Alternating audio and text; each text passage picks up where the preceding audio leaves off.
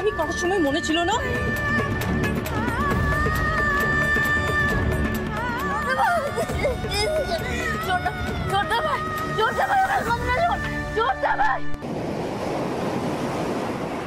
বাবু মোদের এবারে পরবটা খুব স্পেশাল হয়ে গেল।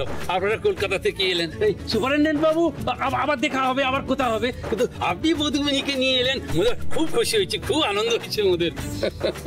শহরের বাবু আর বৌদিমণি যেন সাক্ষাৎ জগন্নাথের আর লক্ষ্মী। এ বাবা, ওরকম ঠাকুরের সাথে তুলনা করতে নেই, ঠিক নয় সেটা। তবে আপনাদের এই অতিথি আপ্যায়ন সত্যি খুব ভালো, মন ছুঁয়ে গেছে একেবারে। আবার আসবো এখানে, কি গো নিয়ে আসবে তো? হ্যাঁ, অফকোর্স। আসলে আমি তো জানতাম না যে অপরিচিত মানুষদের কাছ থেকে এতটা ভালোবাসা পাওয়া যায়, অপরিচিত মানুষদের সাথে দেখা হলে এতটা ভালো লাগে, এতটা আনন্দ হয় আর কি। আমি নিশ্চয়ই আসবো, আমরা একদম আসবো, কারণ এই আনন্দ আমিও বহুদিন মানে প্রথমবার। আর রুমেলা, তোর সব বুদ্ধি গন্ডগোলের, কিন্তু এই বুদ্ধিটা ভালো ছিল এখানে আসার, সুতরাং তোর বুদ্ধি মানে আবার কিন্তু আসবো এখানে।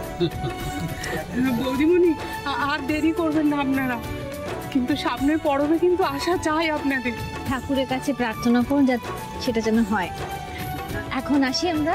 হ্যাঁ, এবার এই গণেশ, এই বাবুদের একটু এগিয়ে দিয়ে আয়।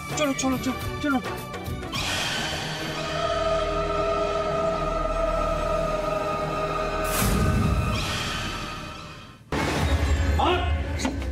মেরে একদম বাড়ির বাইরে বার করে দে।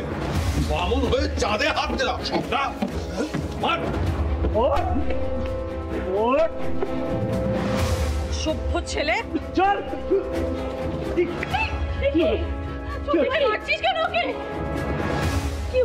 কি হলো? ছোট শালাবাবুকে মারছো? ওকে মারছো কেন?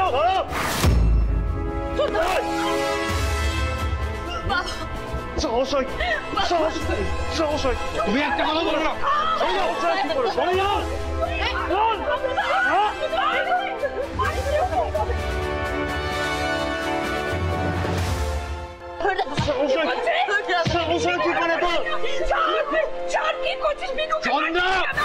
চন্দ্রা চুপ, এদিকে এসো। তুমি একটা কথাও বলবে না। আজকে তোমার আজকালতে এই মেয়েটা এতবার বেড়েছে, তুমি যদি আর একটা কথাও বলো তোমাকে বাড়ি থেকে বার করে দেবো। বাবা আমি তো বুঝতে পারছি না পিকু এখানে এলো কোথা থেকে। আরে তুমি কিছুই বোঝো না, ও এতদিন ধরে আমাদের বাড়িতেই ছিল।